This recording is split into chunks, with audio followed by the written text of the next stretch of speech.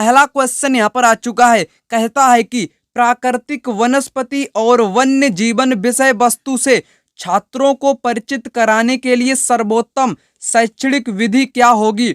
विषय वस्तु पर डॉक्यूमेंट्री फिल्म दिखाना, वन्य जीवन अभयारण्य का भ्रमण, व्याख्यान के लिए विशेषज्ञ को आमंत्रित करना, पाठ्य पुस्तक का पठन एवं चर्चा।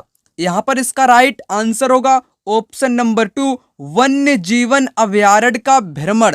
अगर आप बच्चों को वन्य जीवन अभयारण्य का भ्रमण करवाएंगे तो बच्चे जो हैं वो प्राकृतिक वनस्पति और वन्य जीवन वनों में रहने वाले जीव जंतु के बारे में अधिक जानकारी कर पाएंगे। इसीलिए यहाँ पर इसका उत्तर होगा ऑप्शन नंबर 2, वन्य जीवन अभयारण्य का भ्रमण।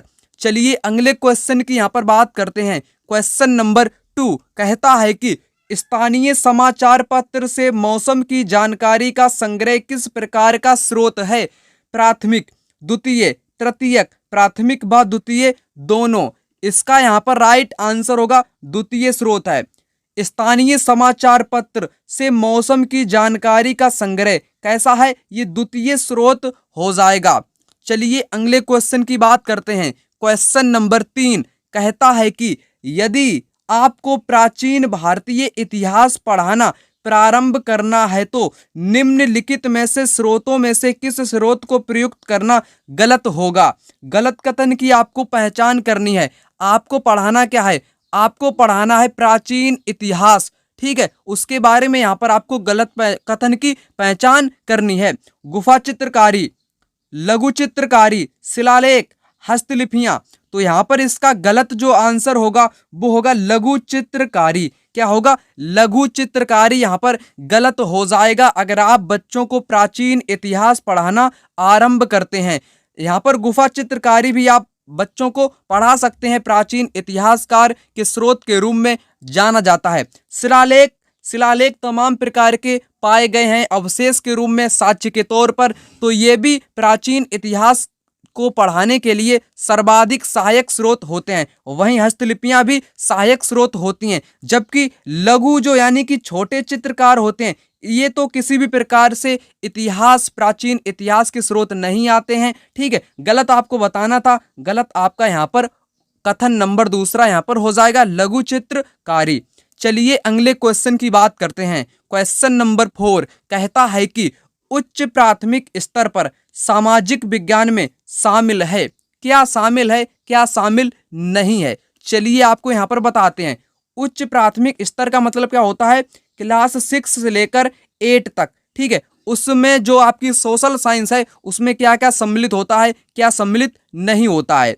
इतिहास भी सम्मिलित होता है, भूगोल भी होता है, राजनीतिक विज्ञान भी होता है, परंतु मनोविज्ञान नहीं होता है, गलत हो जाएगा। अगला है इतिहास भी है, भूगोल भी है, अर्थशास्त्र भी है, परंतु समाजशास्त्र नहीं होता है, गलत हो जाएगा। इतिहास भी है, भूगोल भी है, राजनीतिक विज्ञान भी है, अर्थशास्त्र भी है, ये यहाँ पर आपका सही हो जाएगा। और इसमें समाजशास्त्र सम्मिलित नहीं होता है, ये भी यहाँ पर गलत हो जाएगा। इस प्रकार यहाँ पर राइट आंसर होगा ऑप्शन नंबर 3 वाला, इतिहास, भूगोल, राजनीतिक विज्ञान, अर्थशास्त्र, history, geography, polity and economic, ये सभी आपके क्लास 6 से लेकर 8 तक की मतलब कि जो सामाजिक विज्ञान है उसमें सम्मिलित ये आपके टॉपिक होते हैं। अगला क्वेश्चन, क्वेश्चन नंबर 5 कहता है कि सामाजिक विज्ञान के अध्ययन के संदर्भ में निम्नलिखित में से कौन से कथन सही हैं। सही कथन की आपको यहाँ पर पहचान करनी है। समस्याओं के क्रमबद्ध विश्लेषण करने में मदद करता है, सही कहा गया है। इसका मतलब है कि सामाजिक विज्ञान यानी कि सोशल साइंस में जितनी भी चीजें आपको बताई जाती हैं वो कैसी बताई जाती हैं, वो क्रमबद्ध तरीके से बताई जाती हैं। चाहे इतिहास की बात करूं, चाहे भूगोल की बात करूं। जैसे उदाहरण के तौर पर मैं आपको यहाँ पर समझाना चाहूंगा, जैसे सिंधु घाटी सभ्यता की बात करूं, फिर उसके बाद वैदिक काल, यानी कि क्रमबद्ध तरीके से आपको समझाने में सहायक होता है। यानी कि कथन ए यहाँ पर बिल्कुल सही हो जाएगा।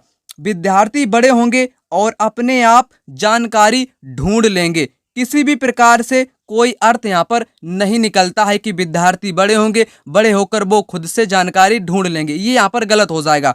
समझने की अपेक्षा विषय की विस्तृत जानकारी पर बल होना चाहिए, ये भी गलत होगा, क्योंकि विस्तृत जानकारी एक नेगेटिव पॉइंट होता है। टैग वर्ड अगर आपको आते होंगे, विस्तृत जानकारी हो गई, व्याख्या देना, रटाना, ये सभी हमेशा ही गलत होते हैं, ठीक है। तो विस्तृत जानकारी आप नहीं देंगे, ठीक है। दी गई जानकारी के साथ संवेदनशीलता और जिज्ञासा पैदा करना, ये यहाँ पर आपका सही दिया गया है। सही आपके ए और डी, ए और डी आपके हैं ऑप्शन नंबर 2 में, यानी कि ऑप्शन 2 यहाँ पर इसका राइट आंसर हो जाएगा। चलिए अगले क्वेश्चन की बात करते हैं। क्वेश्चन नंबर 6 कहता है कि सामाजिक विज्ञान की पाठ्य पुस्तकों में कार्टून की क्या भूमिका है। जैसा कि आपने एनसीईआरटी की पुस्तकें पढ़ी होंगी तो उसमें कार्टून आपके दिए रहते हैं, ठीक है। कार्टून के माध्यम से समझाने का प्रयास किया जाता है। तो कार्टून की भूमिका क्या होती है आपको यहाँ पर बताना है। कोई भूमिका नहीं, कार्टून अपरिपक्व हैं, भरपाई करने के रूप में प्रयुक्त, इससे पाठ्य पुस्तक आकर्षित दिखती है, कक्षा को आनंददायक बनाते हैं क्योंकि विषय नीरस है, मूलभूत मामलों को उठाकर विद्यार्थियों को इनसे जोड़ना है। यहाँ पर इसका राइट आंसर होगा ऑप्शन 4, मूलभूत मामलों को उठाकर विद्यार्थियों को इनसे जोड़ना। यही किसकी विशेषता है, पुस्तकों में कार्टून की विशेषता होती है। कार्टून क्यों होते हैं, क्योंकि ये मूलभूत जो मामले होते हैं उनको उठाकर विद्यार्थियों के साथ इनका संबंध स्थापित करने में सहायक होते हैं। चलिए अगले क्वेश्चन की बात कर लेते हैं। क्वेश्चन नंबर 7 कहता है कि दिए गए कथनों ए और बी को पढ़िए और सही उत्तर का चयन कीजिए। आलोचनात्मक सोच धारणाओं के निर्माण और विचारों के अनुप्रयोग और विस्तार को बढ़ावा देती है। क्या कहा गया है, जो आलोचनात्मक सोच होती है, आलोचनात्मक सोच धारणाओं के निर्माण और विचारों के अनुप्रयोग और विस्तार को बढ़ावा देती है। बिल्कुल देती है, सही कहा गया है।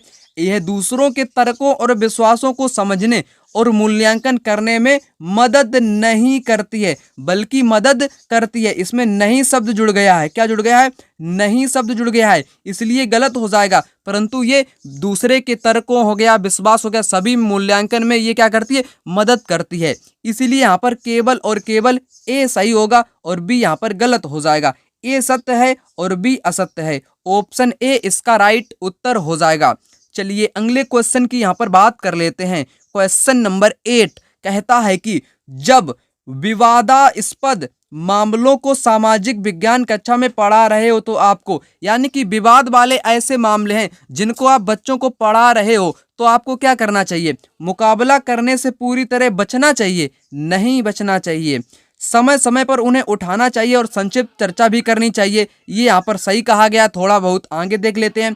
सही योजना के साथ सम्मानजनक चर्चा की पहल करनी चाहिए, ये भी थोड़ा बहुत आपको सही लग रहा होगा। विद्यार्थियों की पृष्ठभूमि को ध्यान में रखते हुए केवल ठेस ना पहुंचाने वाले पहलुओं पर चर्चा करनी चाहिए, ये यहाँ पर गलत होगा क्योंकि ठेस ना पहुंचाने वाले की यहाँ पर बात करी गई है। सबसे जो उपयुक्त यहाँ पर उत्तर होगा, विवाद वाले अगर आप मामले को बच्चों को समझा रहे हैं तो वहाँ पर आपको करना क्या चाहिए, सही योजना के साथ सम्मानजनक चर्चा की पहल करनी चाहिए, ठीक है। ये यहाँ पर आपका ऑप्शन 3 वाला बिल्कुल राइट उत्तर हो जाएगा।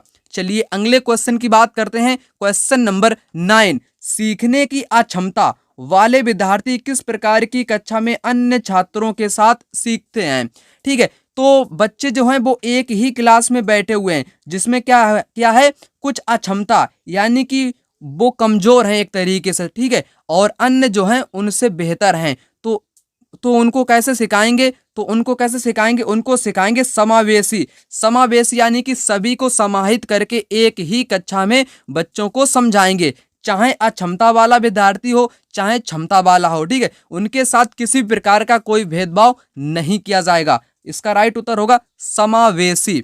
चलिए अगले क्वेश्चन की बात कर लेते हैं। क्वेश्चन कहता है कि सामाजिक और राजनीतिक जीवन अध्यापन का केंद्र बिंदु होना चाहिए। क्या होना चाहिए, सामाजिक और राजनीतिक जीवन अध्यापन का केंद्र बिंदु होना चाहिए राजनीतिक संस्थाओं का अध्ययन, मूलभूत सिद्धांतों का अध्ययन। यहाँ पर दोनों कथन इसके राइट हो जाएंगे, ठीक है, क्योंकि सामाजिक और राजनीतिक जीवन के जो केंद्र बिंदु होते हैं वो आपके क्या होते हैं, राजनीतिक संस्थाओं का अध्ययन होता है और मूलभूत उनके जो सिद्धांत होते हैं वही होते हैं ना।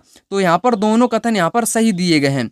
चलिए अब बात कर लेते हैं अगले क्वेश्चन की। क्वेश्चन नंबर 11 कहता है कि कारखाने के विषय में पढ़ाने के लिए सबसे उपयोगी विधि होगी।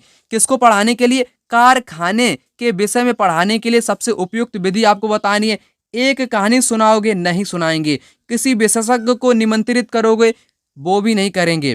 किसी औद्योगिक कारखाने की यात्रा आयोजित करोगे, बिल्कुल करेंगे। एक डॉक्यूमेंट्री फिल्म दिखाओगे, नहीं दिखाएंगे।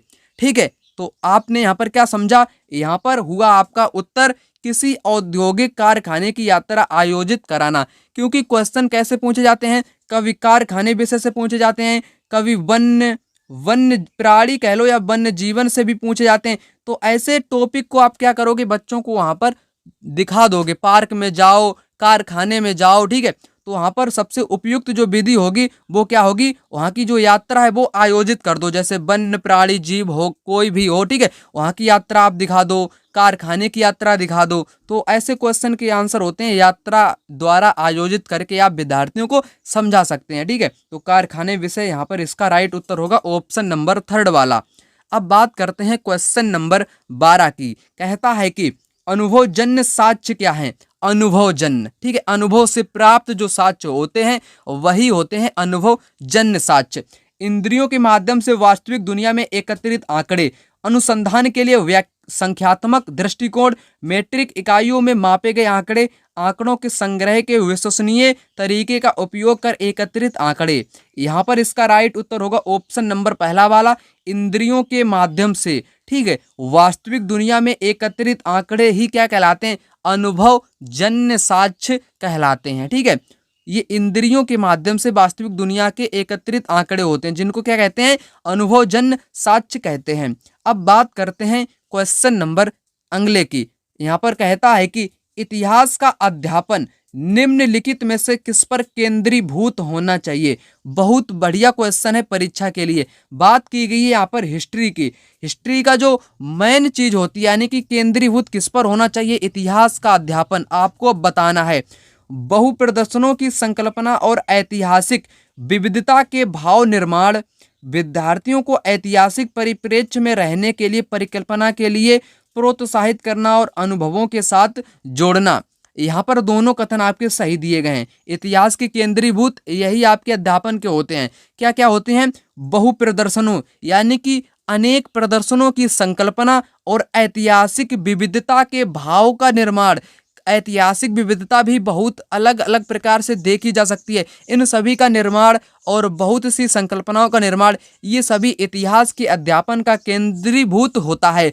और विद्यार्थियों को ऐतिहासिक परिप्रेक्ष्य में रहने की परिकल्पना के लिए प्रोत्साहित करना कि कब क्या चीज़ें घटित हुई हैं, उनके बारे में उनको जानकारी प्राप्त होती है और उनके साथ जो उन बच्चों के जो अनुभव होते हैं वो अनुभव इतिहास के साथ उनके जुड़ जाते हैं।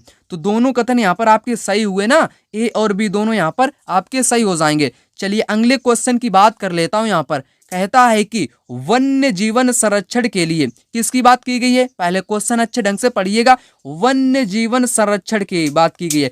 के लिए विद्यार्थियों को संवेदनशील बनाने के लिए सर्वोत्तम अभ्यास कौन सा होगा? वन्य जीवन प्राणी जो है, वन में रहने वाले जो जीव जंतु हैं, उनके संरक्षण के लिए विद्यार्थियों के लिए सर्वोत्तम जो अभ्यास होगा, कौन सा अभ्यास होगा? संदर्भित नीतियों और कानूनों के बारे में पठन करना। बच्चे अगर वन्य जीवन संरक्षण के बारे में पढ़ेंगे तो क्या वो संवेदनशील रहेंगे? नहीं रहेंगे, ठीक है, गलत होगा ना।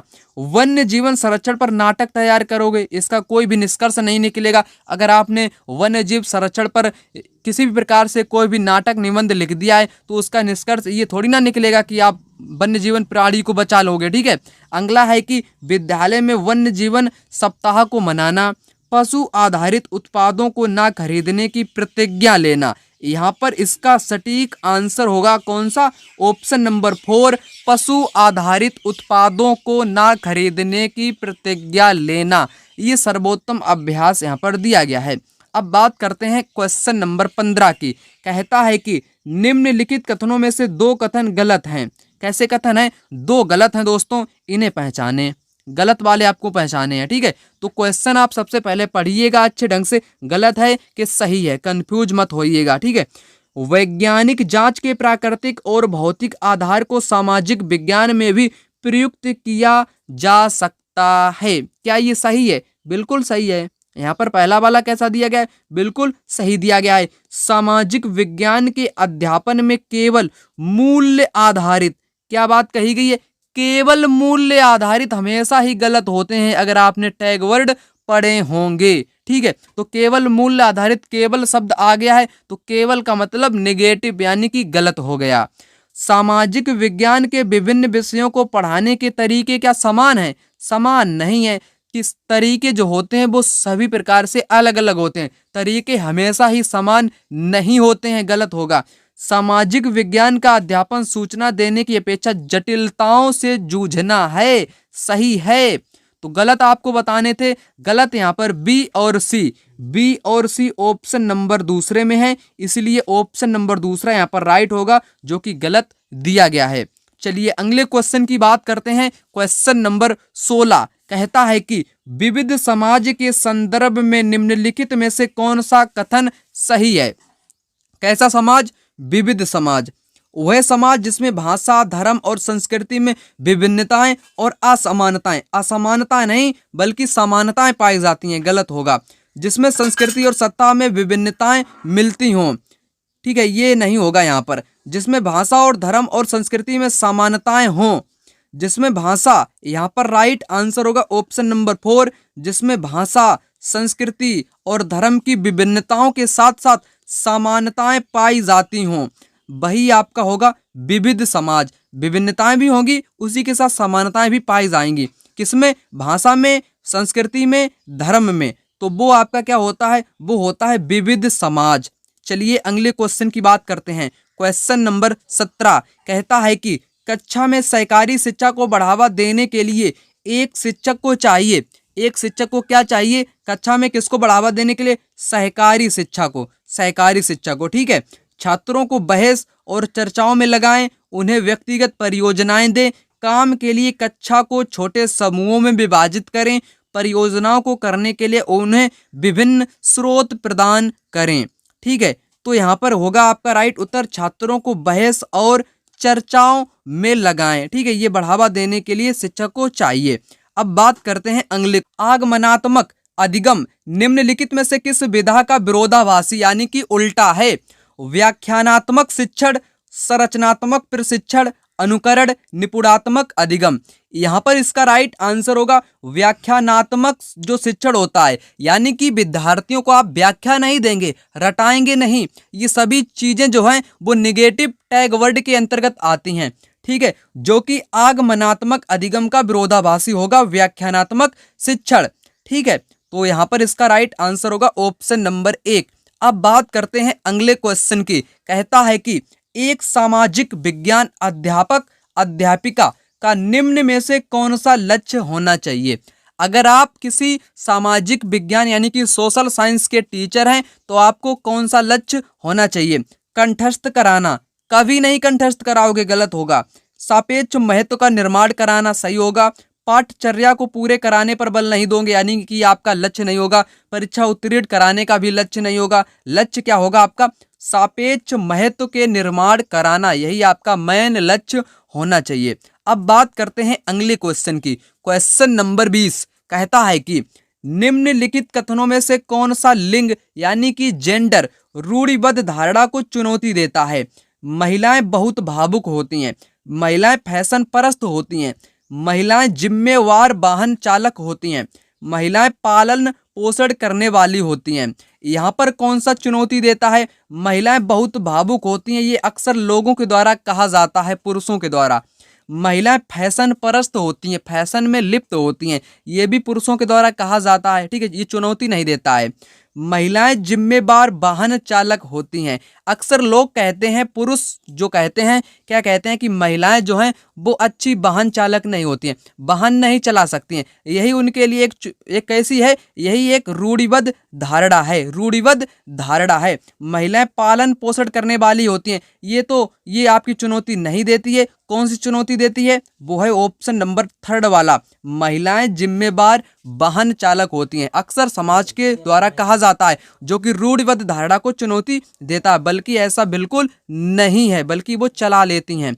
चलिए अगले क्वेश्चन की बात करते हैं। क्वेश्चन नंबर 21, निम्नलिखित कथनों में से कौन सा सामाजिक विज्ञान के बारे में सही है? सही बताना है सामाजिक विज्ञान के बारे में। जानकारी का स्मरण करने से अवधारणात्मक विकास होता है, नहीं। स्मरण क्या आप स्मरण करोगे? उससे अवधारणात्मक विकास होगा? नहीं होगा, गलत हो जाएगा। तथ्य का सदैव तथ्य का स्तर सदैव निश्चित होता है, निश्चित नहीं अनिश्चित होता है, गलत हो जाएंगे। दोनों कथन यहाँ पर कैसे हैं? गलत है। ए और बी में से कोई नहीं, ए और बी में से कोई नहीं यहाँ पर इसका राइट आंसर हो जाएगा। अब बात करते हैं अगले क्वेश्चन की। क्वेश्चन नंबर 22 कहता है कि आदिवासी विषयक परिचय कराने के लिए सर्वोत्तम सम्मानजनक नीति, कैसी नीति? सम्मानजनक नीति आपको मतलब कि सर्वोत्तम होगी किसके बारे में? आदिवासी विषयक परिचय कराने के लिए। उन्हें संपन्न शक्तिशाली वनवासी के रूप में चित्रित करना, उनकी रंगीन वेशभूषा को प्रदर्शित करना, जनजातीय गानों नृत्यों को पर्दे पर दिखाना, उनके आदिम और देहाती भूतकाल पर चर्चा करना। सम्मानजनक आपसे पूछा है, भूलिएगा मत, सम्मानजनक, ठीक है। उनकी रंगीन वेशभूषा को प्रदर्शित करोगे तो समाज में कैसा संदेश जाएगा? वो जाएगा एक अपमानजनक, यानी कि उनकी जो है वो अपमान वाली नीति हो जाएगी। जनजातीय गानों नृत्यों को अगर पर्दों पर दिखाओगे तो उनके बारे में आपके अंदर भेदभाव स्थापित हो जाएगा, ठीक है, ये नहीं होगा। उनके आदिम और देहाती भूतकाल पर भी चर्चा नहीं करोगे कि वो कैसे थे, क्या करते थे, क्या खाते थे, ठीक है, तो वो आपकी सम्मानजनक नीति नहीं होगी। सम्मानजनक जो नीति होगी वो होगी ऑप्शन नंबर 1 वाली, उन्हें संपन्न और शक्तिशाली वनवासी के रूप में चित्रित करना, जो कि सम्मानजनक नीति के अंतर्गत आ जाएगी। यहाँ पर अगला क्वेश्चन, सामाजिक और राजनीतिक जीवन की पाठ्य पुस्तकों को विकसित करते समय निम्नलिखित उपागमों में से किसे उपयुक्त समझा गया है? कैसी पुस्तक को विकसित करते समय दोस्तों? सामाजिक और राजनीतिक जीवन की पाठ्य पुस्तकों को विकसित करते समय निम्नलिखित में से उपागमों में से किसे उपयुक्त समझा गया है? प्रत्यक्ष उदाहरणों और अनुभवों से सीखना, सही बिल्कुल कहा गया है। तथ्यों और आंकड़ों का स्मरण आधारित सीखना, स्मरण नहीं, गलत हो जाएगा। तो सही कौन सा है यहाँ पर? सही है केवल और केवल एक, केवल ए यहाँ पर इसका राइट आंसर होगा। चलिए अगले क्वेश्चन की बात करते हैं। क्वेश्चन नंबर 24 यहाँ पर आ चुका है। एक आत्मनिर्देशित आत्म अनुशासित सोच को एक उचित तरीके से गुणवत्ता के उच्चतम स्तर पर तर्क करने का प्रयास करती है, उसे क्या कहते हैं? महत्वपूर्ण क्वेश्चन है परीक्षा के लिए, ठीक है, तो उसे कहते हैं आलोचनात्मक सोच कहते हैं, ठीक है। जो आत्मनिर्देशित हो, आत्म अनुशासित सोच हो तो वो आपकी होती है आलोचनात्मक सोच। अगर आपने इस चैनल को अभी तक सब्सक्राइब नहीं किया है, सब्सक्राइब कर लीजिएगा, कमेंट भी करिएगा और वीडियो को लाइक भी करिएगा। अब यहाँ पर बात करते हैं अगले क्वेश्चन की। क्वेश्चन नंबर 25, भौतिक विशेषताओं के मॉडल प्रतिकृतियां शिक्षण के लिए सबसे उपयुक्त हैं? वो इतिहास में होंगी, अर्थशास्त्र में होंगी, भूगोल में होंगी या राजनीतिक विज्ञान में होंगी? वो होंगी आपके ज्योग्राफी यानी कि भूगोल में, ठीक है। तो भूगोल में क्या होगा? जो आपकी क्या होती हैं, जो भौतिक विशेषताओं के मॉडल होते हैं, प्रतिकृतियां होती हैं, वो शिक्षण के लिए सबसे उपयुक्त होती हैं ज्योग्राफी में। चलिए अगले क्वेश्चन की बात यहाँ पर करते हैं। कहता है कि विज्ञापन की विषय वस्तु, किसकी? विज्ञापन की विषय वस्तु पर चर्चा करते समय सामाजिक विज्ञापन की अध्यापिका द्वारा निम्न में से उप विषय वस्तु पर आलोचनात्मक चर्चा कर सकते हैं, ठीक है।